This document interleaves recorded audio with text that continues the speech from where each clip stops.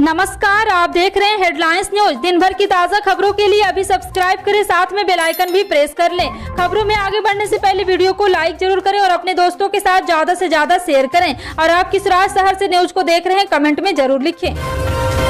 IAM chief Asaduddin Owaisi ने नुपुर शर्मा पर कार्रवाई को लेकर बीजेपी और केंद्र सरकार को कटघरे में खड़ा किया है। ओवैसी ने कहा है कि नुपुर शर्मा के बयान के बाद उन पर एक्शन लेने में बीजेपी को 10 दिन क्यों लगे। ओवैसी ने कहा है कि सरकार की जिम्मेदारी है कि वो हिंसा को रोके। ओवैसी ने कहा, प्रधानमंत्री, सरकार और भारतीय जनता पार्टी को कार्रवाई में देर क्यों लगी, पहले ही एक्शन ले लेना चाहिए था। ओवैसी ने साफ शब्दों में ये भी कहा है कि उन पर FIR दर्ज है तो कानून को अपना काम करना चाहिए। राष्ट्रपति चुनाव को लेकर देश भर में कवायद तेज हो गई है। इस कवायद में पश्चिम बंगाल की CM ममता बनर्जी ने देश के 22 विपक्षी नेताओं को एकजुट होने को लेकर चिट्ठी लिखी है। इस चिट्ठी में ममता बनर्जी ने इन विपक्षी को 15 जून को इस बाबत बैठक करने के लिए दिल्ली बुलाया है। ममता बनर्जी ने उद्धव ठाकरे समेत 22 विपक्षी नेताओं को 15 जून को दिल्ली में बैठक में शामिल होने का आवेदन किया है। इस चिट्ठी में ममता ने लिखा है कि भारत में गणतंत्र पूरी तरह से खत्म हो रहा है और अंतर्राष्ट्रीय स्तर पर भारत की छवि धूमिल हो चुकी है। ऐसे में पूरे विपक्ष को एक साथ आना चाहिए, क्योंकि इसी के जरिए फिर एक बार गणतंत्र को बचाया जा सकेगा। पैगंबर मोहम्मद पर बीजेपी के निलंबित नेता नुपुर शर्मा की टिप्पणी के बाद शुक्रवार को देश भर में जुमे की नमाज के बाद हिंसक प्रदर्शन हुए। इन प्रदर्शनों से देश के कई शहरों में बेकाबू होती स्थिति पर पुलिस ने समय रहते काबू पा लिया। इन हिंसक प्रदर्शनों में कई पुलिसकर्मी भी घायल हुए। उत्तर प्रदेश में कानपुर हिंसा के बाद प्रयागराज, सहारनपुर और मुरादाबाद में भी हिंसा देखने को मिली। अब हिंसा वाली जगहों पर कार्रवाई होना शुरू हो गया है और जो लोग हिंसा के लिए जिम्मेदार हैं उन पर सख्त कार्रवाई की जा रही है। पैगंबर मोहम्मद पर बीजेपी के निलंबित नेता नुपुर शर्मा के बयान पर शुक्रवार को देश भर में हिंसा भड़क गई। पश्चिम बंगाल के हावड़ा में विरोध प्रदर्शन के कारण इंटरनेट सेवाएं 13 जून सुबह 6 बजे तक निलंबित कर दी गई थी। वहीं हिंसा के बाद CM ममता बनर्जी ने वहां के आला अधिकारियों को बदल दिया है और हावड़ा के मौजूद कमिश्नर C सुधार का ट्रांसफर कर उनको ज्वाइंट CP कोलकाता बनाया गया है। पंजाब सरकार कांग्रेस के शासनकाल में हुए घोटालों की जांच करने में जुट रही है। हर दिन एक नया खुलासा देखने को मिल रहा है। कांग्रेस नेता साधु सिंह धर्मसोत के बाद अब कांग्रेस में मंत्री रहे त्रिपत राजिंदर बाजवा फंसते दिखाई दे रहे हैं। पंजाब सरकार में ग्रामीण विकास एवं पंचायत मंत्री कुलदीप सिंह धालीवाल ने त्रिपत राजिंदर बाजवा के ऊपर भ्रष्टाचार के गंभीर आरोप लगा दिए हैं। दरअसल एक प्रेस कॉन्फ्रेंस के दौरान कैबिनेट मंत्री कुलदीप सिंह धालीवाल ने पूर्व मंत्री पर अमृतसर के एक गाँव की सरकारी जमीन बेचने का आरोप लगाया है। मानसून अब मुंबई पहुंच चुका है। भारतीय मौसम विभाग ने बताया कि दक्षिणी पश्चिमी मानसून 2 दिन के देरी से शनिवार को महाराष्ट्र पहुंचा। इसका असर मध्य प्रदेश, महाराष्ट्र से देखने को मिल रहा है। यहां के कुछ हिस्सों में मानसून की दस्तक हो गई है। गुजरात, मराठवाड़ा के साथ तेलंगाना और आंध्र प्रदेश के बाकी हिस्सों में माहौल अनुकूल देखा जा रहा है। वहीं अगले 2-3 दिनों में ओडिशा, झारखंड और बिहार तक मानसून के पहुंचने की उम्मीद जताई गई है। दक्षिणी पश्चिमी मानसून के 11 जून 2022 को मध्य अरब सागर के बाकी हिस्से, कोंकण के ज्यादा हिस्से में, मध्य महाराष्ट्र के कुछ हिस्सों, कर्नाटक के कुछ और हिस्सों में आगे बढ़ गया है। दिल्ली मेट्रो में इन दिनों तकनीकी खराबियों से जूझ रही है। यह एक सप्ताह में तीसरी बार है जब किसी समस्या की वजह से मेट्रो का पूरा गलियारा बाधित हुआ है। पहले 2 दिन लगातार ब्लू लाइन में तकनीकी खराबी आने के चलते यात्रियों को समस्याओं का सामना करना पड़ा था। शनिवार सुबह दिल्ली मेट्रो की वायलेट लाइन पर तकनीकी कारणों से सेवाएं बाधित हुई। वायलेट लाइन सेवाएं बाधित होने से करीब 2 घंटे तक यात्रियों को परेशानी का सामना करना पड़ा। दिल्ली मेट्रो रेल निगम ने अभी तक विलंब के कारणों का ब्यौरा नहीं दिया है।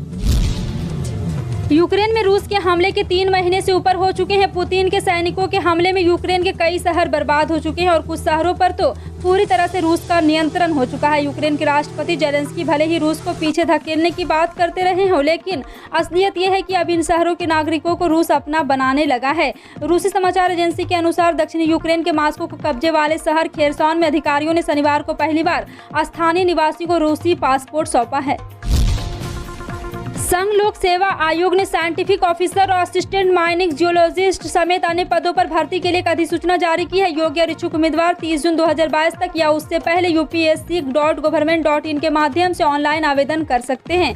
बता दें कि साइंटिफिक ऑफिसर के पदों पर चयनित उम्मीदवार को पे मैट्रिक्स लेवल 8 के अनुसार वेतन दिया जाएगा।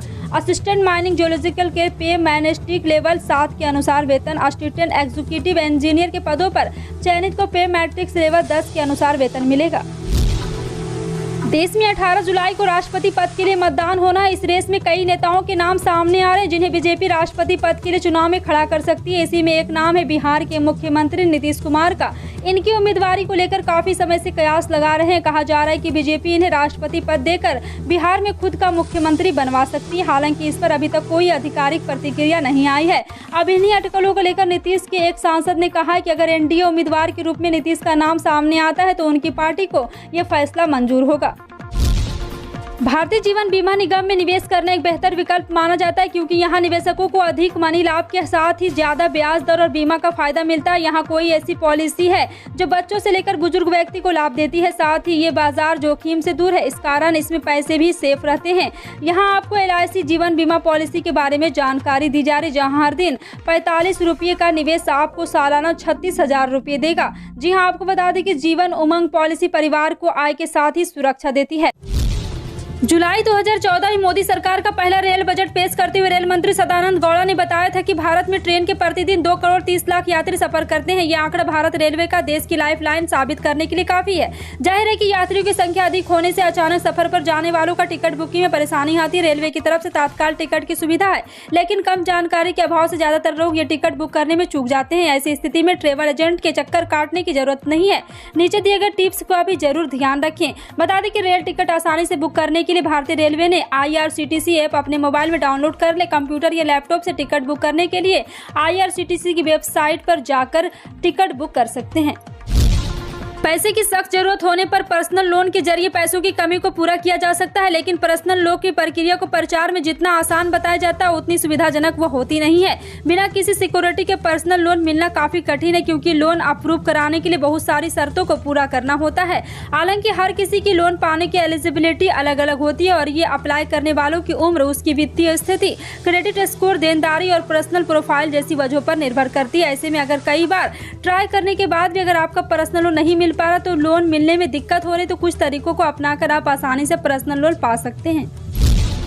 असम लोक सेवा आयोग ने सांस्कृतिक विकास अधिकारी पदों के लिए ऑनलाइन आवेदन आमंत्रित किया है। ये पद सांस्कृतिक मामलों के निदेशालय असम के तहत उपलब्ध है। इच्छुक उम्मीदवार इन पदों के लिए 11 जुलाई 2022 तक आवेदन कर सकते हैं। इन सभी भर्ती अभियान के माध्यम से सांस्कृतिक विकास अधिकारी के कुल 22 पदों को भरा जाएगा। इन पदों पर चयनित उम्मीदवारों को 14,000 रुपये से लेकर 60,500 रुपये तक वेतन दिया जाएगा।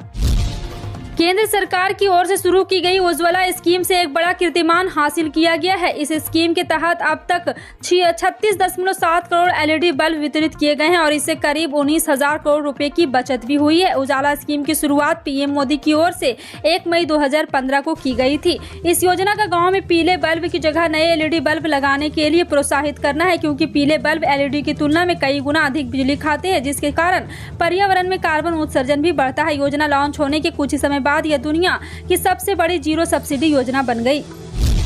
बिहार में पहले से महंगाई की मार झेल रहे लोगों को अब एक और झटका लगने वाला है। राज्य की नीतीश सरकार पानी पर टैक्स लगाने की तैयारी में है। बिहार में जल कर इसके लिए तैयारियां शुरू कर दी गई है। अगले 3 महीने में बिहार के सभी नगर निकाय में जल कर लगा दिया जाएगा। पेयजल उपयोग शुल्क नीति 2021 के तहत जल कर की वसूली की जाएगी। जानकारी के मुताबिक सभी नगर निकाय में 5 कैटेगरी में टैक्स वसूला जाएगा। आपको बता दें कि अभी तक राज्य में पानी का उपयोग मुफ्त था। अब सरकारी पेयजल कनेक्शन वाले लोगों के लिए इसका भुगतान करना होगा। राजस्थान में राज्यसभा की 4 सीटों के लिए शुक्रवार को मतदान समाप्त हो चुका है। 200 वोट डाले जा चुके हैं। नियमानुसार वोटिंग समयानुसार शाम 4 बजे तक चलेगी।